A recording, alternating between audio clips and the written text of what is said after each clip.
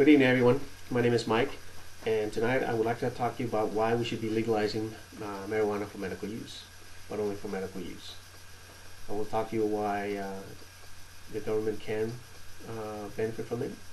I will tell how some of the medical benefits and some of the concerns patients have. This is a very controversial issue, as many people may have religious or political views and will instantly put up a mental block or reservation the moment they hear the word marijuana. The only thing I ask you is to keep an open mind, as this is a view shared by many people. This drug is known by many names. Some of the most common names are pot, grass, ganja, weed, you name it. Why are there so many names for this drug? Basically, it's a very popular drug.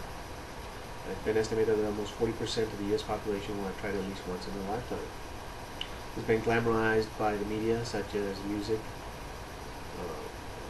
television, and movie stars. I mean, who hasn't seen any of the old Cheech and Chong movies of the 1980s? These things were hilarious. Anyway, I won't bother you with all the details. Basically, it's a plant that has been used for many, many years by mankind. It's been used in food and is used in the textile industries. But basically, the thing I want to talk about is its medical benefits, derived from its main ingredient, called tetrahydrocannabinol, or THC for short. It affects the human body in a couple different ways. Basically, it makes you feel very good. It makes you feel relaxed, makes you feel in a good mood.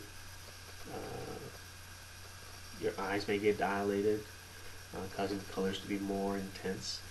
Your other senses may be heightened, and one key thing is it will increase your appetite. However, not all the feelings are pleasurable. Anxiety comes into play, panic attack, paranoia, and since this drug directly affects the human brain, poor concentration skills, diminished problem-solving skills, and poor concentration are some other side effects. Even though the Drug Enforcement Agency has grouped it in the same class as cocaine, it has shown some medical benefits, even by some of DEA's own scientists. Patients who have terminal illnesses such as AIDS and cancer have reported not only more comfort but less pain and suffering, especially undergoing chemotherapy. Two side effects of chemotherapy are nausea and loss of appetite. Two things that medical marijuana is very, very good at. Medical marijuana has also been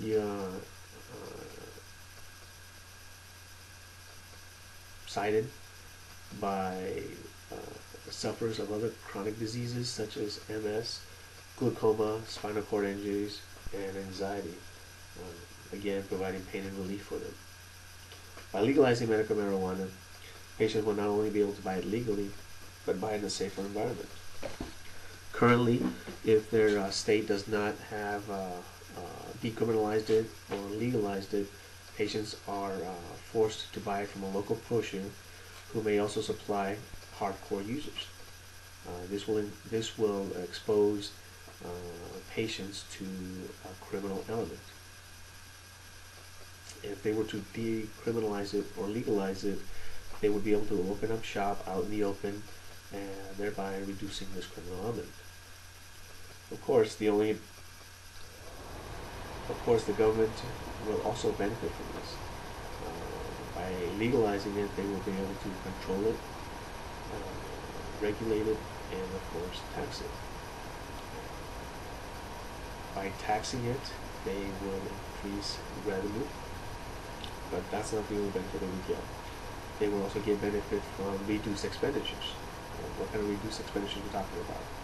Basically, one is inmate incarceration. If you are prosecuting less people for marijuana use, well, for personal use, for medical use, your population goes down. It goes down significantly. by one report in June 2005 for a combined total of $14 billion in tax revenue and expenditure. That's how much money the federal government could get. $14 billion. That's a huge number. Of course, this number doesn't just come from medical marijuana. This is all marijuana, so keep that in consideration.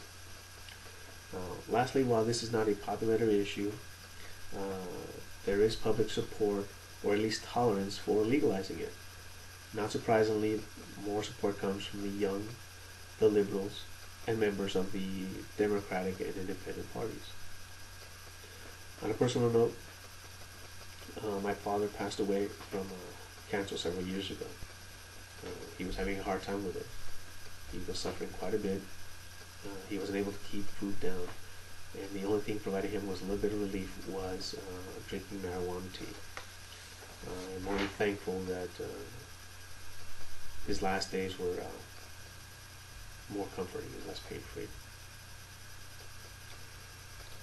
Now that you have a little bit more understanding of why legalizing medical marijuana, both you kept an open mind, and I thank you for your time.